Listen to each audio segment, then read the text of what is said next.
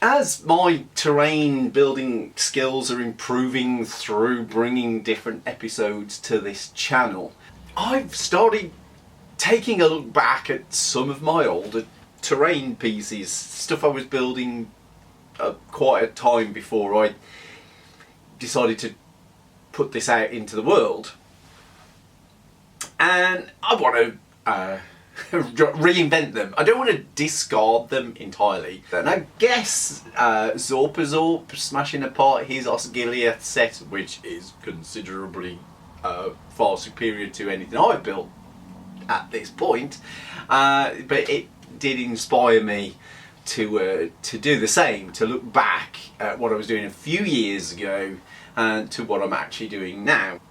So a long time ago, I never finished them. I made a couple of river tiles, and I, at the time, didn't really give any thought to their modularity. I thought I'd just chuck them down on a table and that would be it. But now these don't really connect with my 20 by 20 or my 10 by 20 blocks that I'm making everything else with.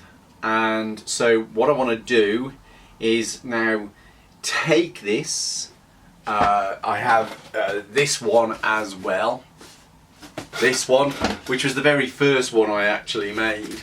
My plan is to recreate these three pieces into my 20 by 20 set so that they can be put with other terrain that I've built. Also, it was always intended for these pieces, I plan to finally do my first resin pours to get my water effects. We'll see how that goes. Anyway, here we go, let's do this.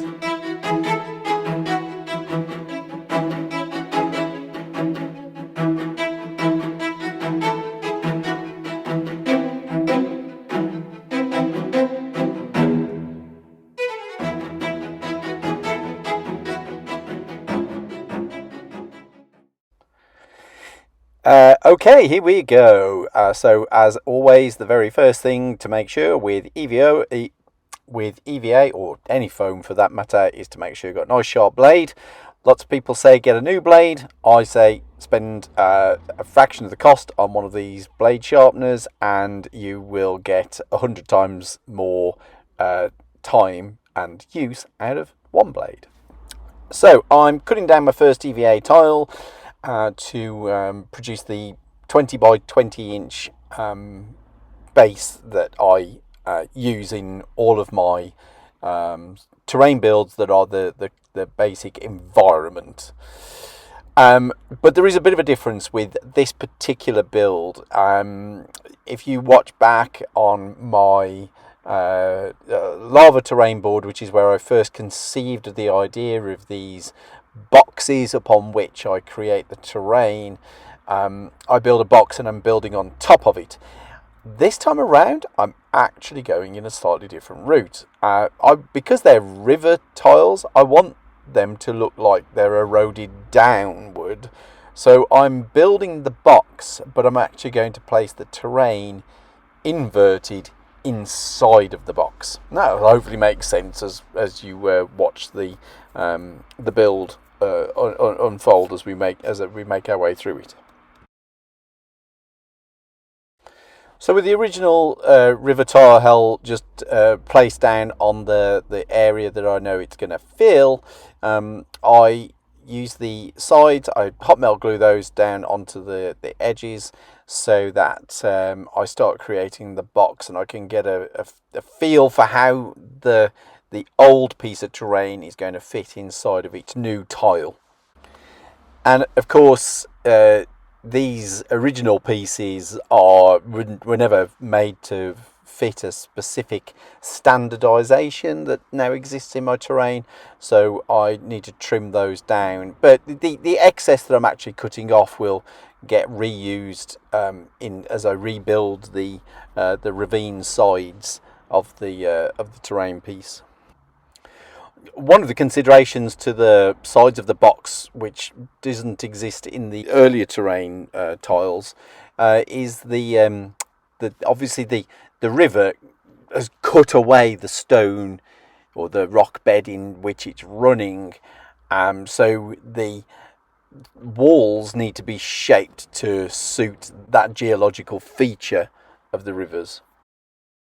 And if you want to check out a more in-depth demonstration of my rock cutting techniques with EVA foam, then please check out some of my other videos. I will put a link here to one in particular. With a good and generous amount of hot glue, I can then fix the original bit of terrain down into the right format, which means I can then start working to bring it up to speed with what I'm able to do nowadays in terms of the technical finish of terrain. Now this piece was originally intended to be a waterfall, and I wanted to maintain that. You can kind of just make out the step of the waterfall just here in this left-hand side of the terrain. But I wanted to raise the height of that considerably, and I also have some plans to make a much higher waterfall that will connect to this piece. So this particular tile was going to present a bit more of a challenge than the other two more standard river tiles. And not only because of the waterfall, but also this bottom sort of corner that I'm dealing with right here, it goes off effectively two sides of the boards in its original form, and that creates a certain amount of complexity with modularity. So what I'm trying to do now is create another waterfall that will bisect that river into two. So a narrower channel will go off the one side and a wider channel will be coming in on the right hand side that you can see there. And then all I'm doing here is just raising the edges up to the right height with some of the hacked off pieces from the original tile, just so that they don't go to waste.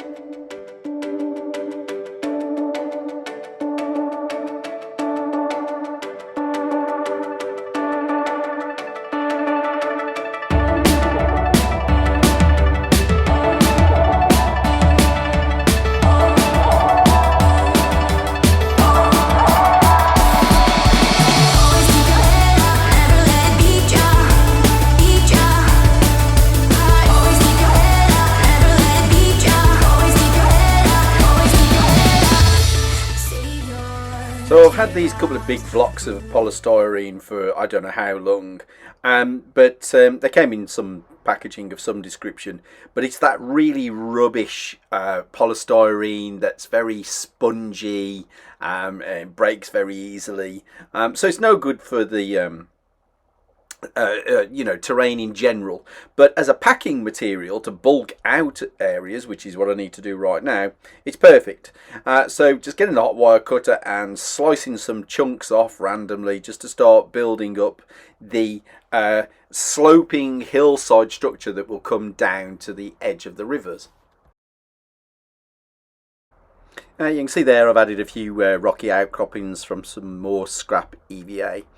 Now, at some point, I've really got to try the modelling compound that a lot of YouTubers use. I haven't got around to it yet, and I will one day, but right now I'm just using really the old classic methods. So I'm using tinfoil to really pack out any gaps, get some structural shapes that I prefer, and I just basically roll these up and then hot melt glue them into place.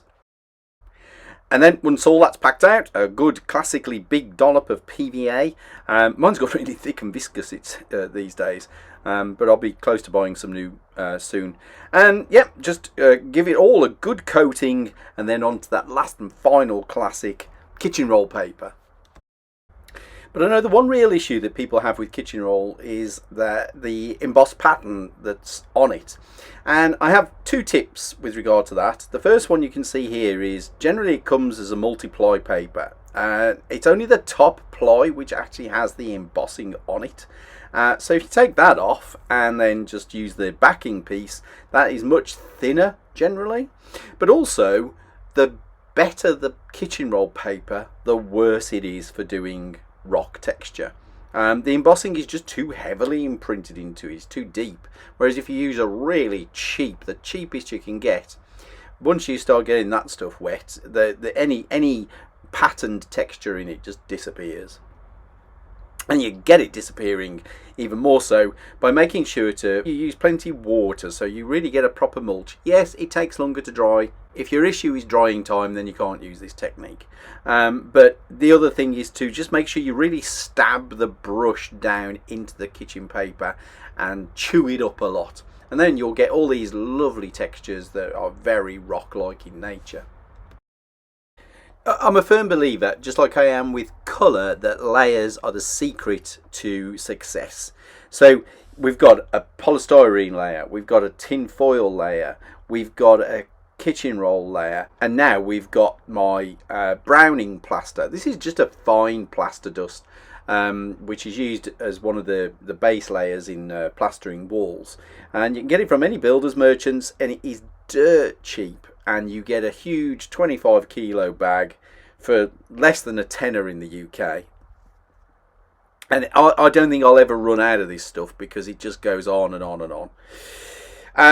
The thing with the browning plaster is you have to activate it with water. Now there's obviously already a fair amount of water that I've put on the tissue paper layer. But I use a spritzer and a brush again to just make sure that the plaster is fully engorged with moisture so that it can set. Any natural ground requires layering of different sized particulates. So I also use Vermiculite. Again, this is dirt cheap. You can get it from the garden centre. It's like a ground up cork bark, I believe. I use it in so many builds. I don't know what I'm going to do when I switch over to my sci-fi builds because I'll have to find a whole new range of base materials for doing certain techniques. Anyway, I sprinkle that lightly over the area as well. I kind of build it up a bit more strongly towards the river edge because I want the sort of the broken rock material to be more apparent there than up on the grassy banks. And then this whole thing is just given a bit of a spritz with watered down PVA. So continuing on with the idea that you need particulates of different sizes to make a ground coverage. I have a bag of sand which has been out in the garden for a while. I have a bag of grit again, which is another garden centre product you can get, and I also have my still ongoing bag of stone chippings, slate chippings from the pound shop. And I'm going to work along the edges of the riverbank now, just adding all these different aggregates to get some diversity there along the river's edge, which will make it look more dynamic and give it a realistic aesthetic. Where's that come from? At the sand I've just picked up out of the garden. Oh dear. So with the local wildlife saved, I've mixed the PVA and sand together to form the very sort of sandy bank at the edge of the river itself. So this is just a case of pushing out a bit of the sand and PVA mix and spooning it or spatulaing it into place. And I want to kind of get it to push up from the riverbed up into the rocks. Take the grit and I just lightly sprinkle grit. I'm really focusing along the riverbank edge here where I want the broken stone that becomes part of the river, you know, showing that erosion, that breakdown. And then that is given a thorough dousing of watered down PVA. I find it more accurate to use a syringe for this, although there is a bit of a frequency of having to refill it. And then into this sort of heavily saturated PVA and grit mix, I start pushing my little bits of slate chippings just pushing them in a way that looks interesting to me. I don't overthink it, but I do give it some thought just to make sure that there is a sort of harmony between the placement. Okay, so these pieces have now been just undercoated with a black spray base coat primer to seal it. Now I want to hit this with some spray colour first before I get into actual painting, just to lay down a baseline. Now I know I'm going to have grassy sort of ridges and ledges, and coming down into the river's edge. So I want to give it a base green, and I want to do that fairly quickly. So I have got this green paint. Now it's actually quite a bright green, and it's also a gloss, which is too much. It's too strong, and it is going to get knocked back, I know, with subsequent painting. But I just want to get this kind of like overall coloration first.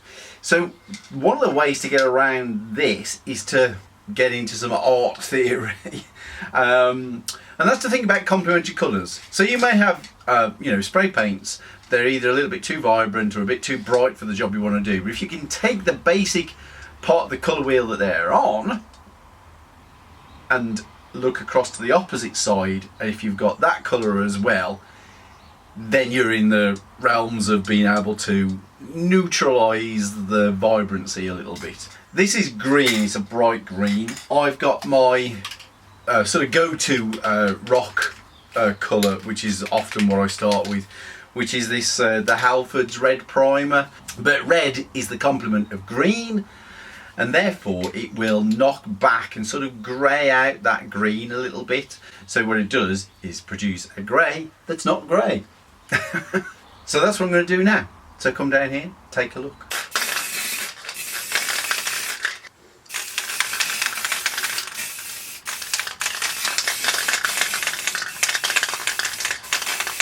The important part here is you be fairly heavy with the colour that you actually want, but you want to dust very lightly with the complement. So you hold it quite far away, and you only just gently press the nozzle, so you get a very fine, almost spattery mist. So light strokes and lightly dusting.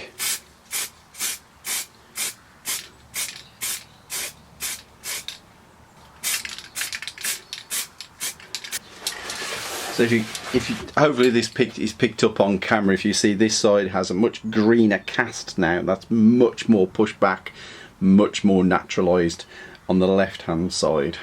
I also want to use the red primer to put a base coat for the actual riverbed itself, which I'm going to do now. So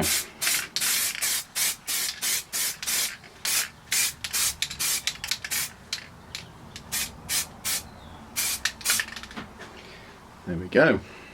So the other colour I'm going to use, spray paint, is this Plaster coat. This is a weird one, this one is, because it doesn't really actually say a colour, it just says sateen. But there's one little thing I find you can do with the Plaster coat brand, and that is you can put the most delicate press onto the top, so the paint won't quite come out at the speed it's meant to come out, and it will spatter, which is a perfect effect for the subtle details I want to put into the riverbed. So if you want to come back down here, and I can show you that bit. okay, and now that very gentle bit takes a little bit of just figuring out where the pressure is. That's a bit too. There we go. And you get this lovely speckle, and that's adding in a pebble dashed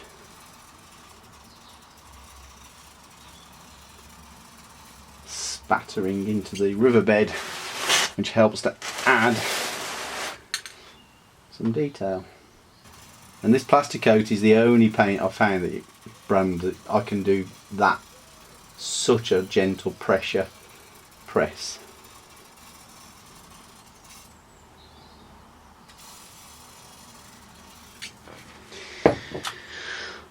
This pebble dashing sort of idea I'm going to do with a couple of other techniques as well, which I will show you when I get to them. There we go. So the next part of this this paint process, this is all dry now, all of the spray paints, the mottling and whatever, is to add some colour variation into the rocks, especially those that sit right along the very edge of the river bed. And this will also kind of extend into the riverbed itself as well, to add variety into there. And you know, anybody who knows me knows that I'm quite playful with my colours. So right now I'm just adding effectively very watery brown, very dark brown wash. This is just actually a mix of acrylic paints, burnt umber, and black. And just tap the brush in. Don't overthink where this is going too much. I'll also just splash here and there into the riverbed to start getting some tonal variation, colour variation in there as well. I've also got now a very dark green. Now, what all I want to do with the greens is just drop some green into the rocks, and just so it'll pull through the damp areas that are there now. And all I'm doing, I'm tapping the brush out into the sort of the riverbed area to add some of those hues into the riverbed as well. My next step is this is just a straight up yellow ochre, so it's like a mustardy colour. I'm just going to go in, and I'm going to be less tappy with this. I want this to stay purer of colour. And remember that acrylic paint dries darker than when you first put it on, so it will look a little bit intense when you first put it on, but as it settles back and pulls away, it will look less intense.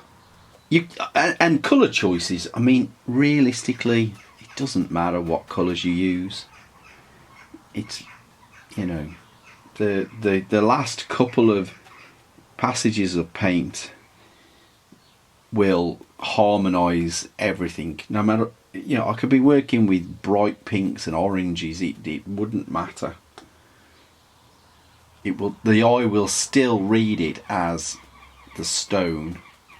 Which is why I get so frustrated that everybody paints their rocks grey. So to deal with the just a bit of pooling, just take the baseboard and just start tipping it around, and this does the similar thing to what I was doing on my lava terrain. It just helps to add a certain abstract idea of fluid moving, because that's exactly what is happening, is the fluid is moving. Then we get it back flat and leave that to settle back. Well, we're kind of moving into the final stages almost. So all I'm doing now is just picking out areas that I want to get the flocking onto. So I'm just laying down a base of PVA, and then I am going to put down my homemade flock, which is just a sawdust flock. I do wish actually at this point that I'd got a static grass applicator, but they're sort of beyond my budget at the moment. But I am looking more closely into static grass and the applicators, and potentially even making my own homemade one as well. So we'll see how much fun that turns out to be. So I need to do a small amount of dry brushing. I need to increase the contrast between the rocky edge of the river and the actual bed of the river that's underwater. So I've mixed up a relatively bright orange, Basically a red. It's in the red part of the colour wheel, so it's a nice complement contrast to the greens that are going to be around here. and then I've got a dark green and a base, which is a relatively watery wash, and I want to just get that in and around the rock bed.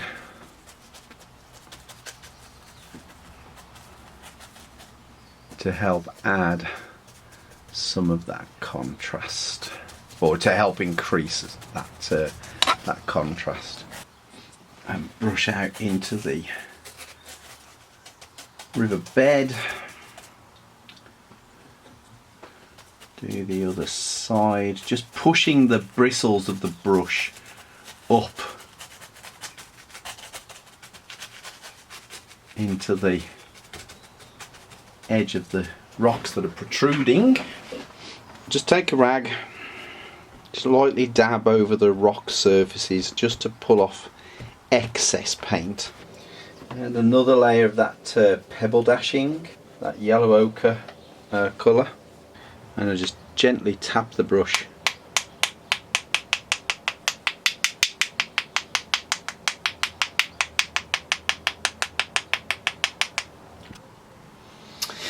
In a disappointing turn of events as well, I realised that I had PVA'd and stuck my flock down onto the PVA, but I'd forgotten to actually soak the flock and seal with a watery PVA. So I've got to do that now. So this is water and washing up liquid that I'm just going to give the area a spray. And then just start syringing on a PVA seal.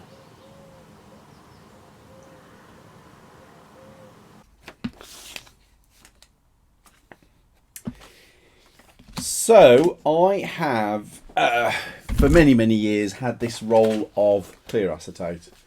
But my thinking is I can use this to stop off the ends of the river tile as the barrier to the resin.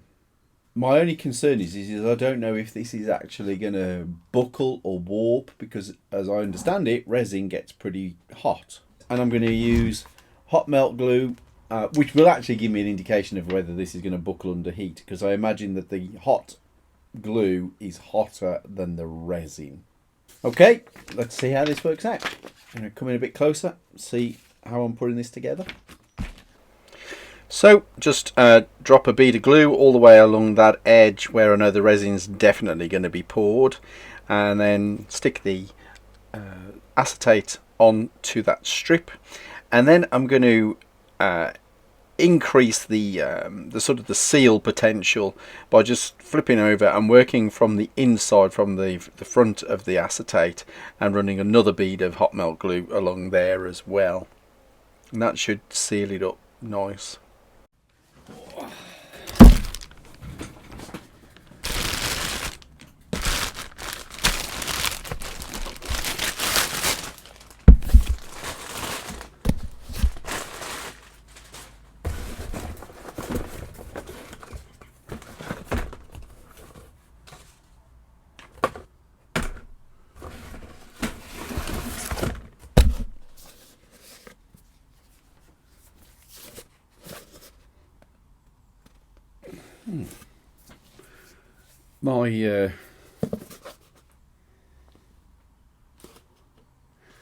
My resin's gone thick.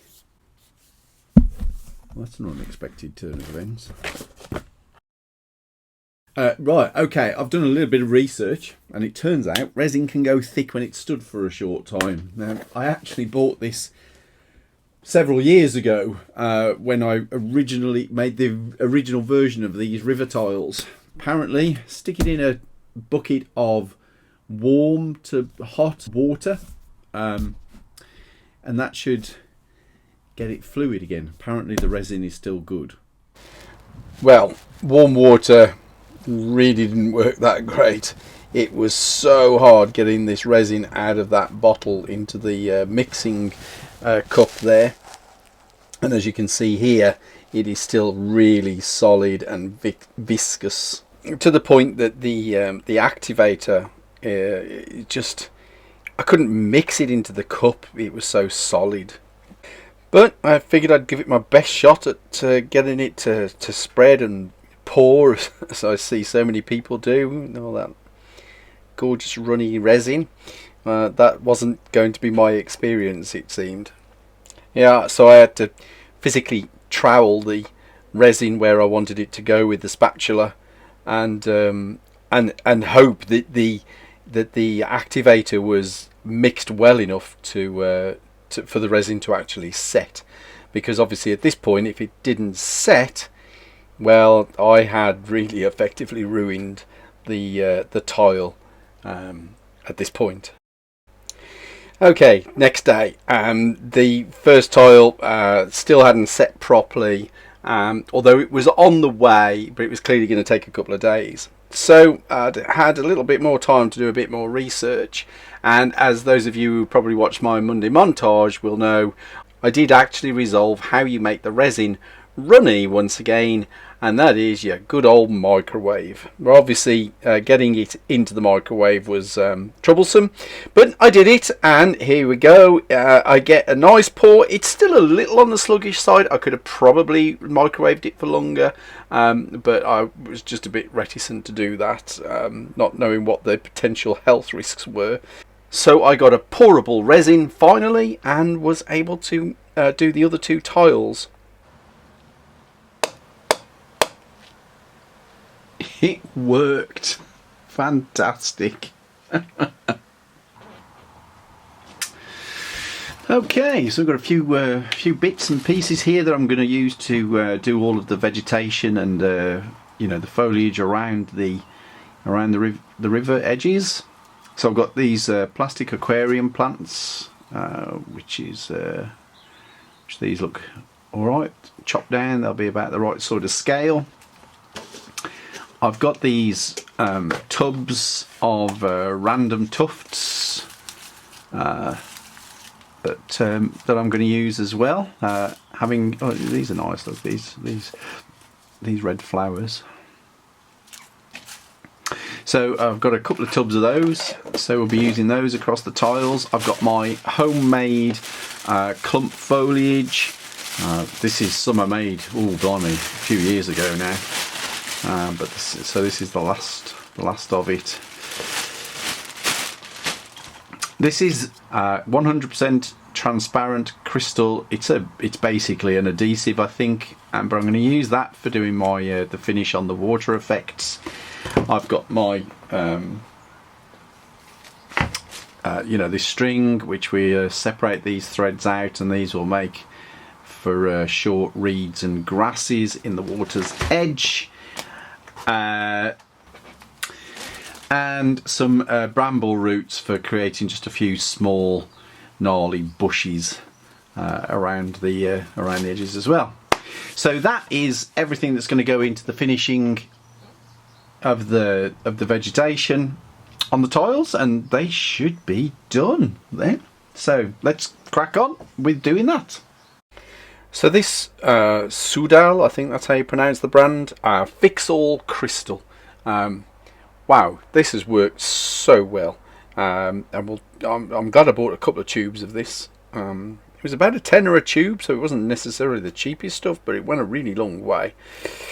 But it allowed me to put on a great amount of texture onto the water. Really got the ripples and the fast moving river itself. Really captured that. So just squeezing it out and then using a palette knife to just push it around, getting some swirls and turbulence in the water. I didn't want this mirror smooth finish, and it just really worked well. But where it really came into its own was putting the structural overpour of the waterfalls themselves. This has really pleased me how well it did this. Now there may be other products out there that can do this, but man, this just did it with such simplicity. I can't recommend it highly enough, to the point that this is going to actually be my first ever affiliate link product for Amazon, and which you can find down in the description. And yeah, so if you like the look of this stuff, use that affiliate link. It doesn't cost you any more to do that, but it does give me a little bit of a kickback, so that's great. So we've got a whole bunch of finishing touches now. I chop a little bit of the hemp rope, separate the fibres out, and then just bed them down into the still wet adhesive. So that's perfect for this particular little technique. And add additions of grassy tufts, clump foliage. Lots of just little details here and there, using the bramble roots to create little tree vignettes. It's just a playful time, and I'm sure that all of you are quite aware of and familiar with using flocks and tufts and various detailing pieces like this. So as this is turning out to be a very long video, I will sign off now with a few final beauty shots for you to enjoy. And so thank you so much for watching. It's a genuine pleasure to keep bringing out these videos to you guys. So I will see you again very soon. Bye for now.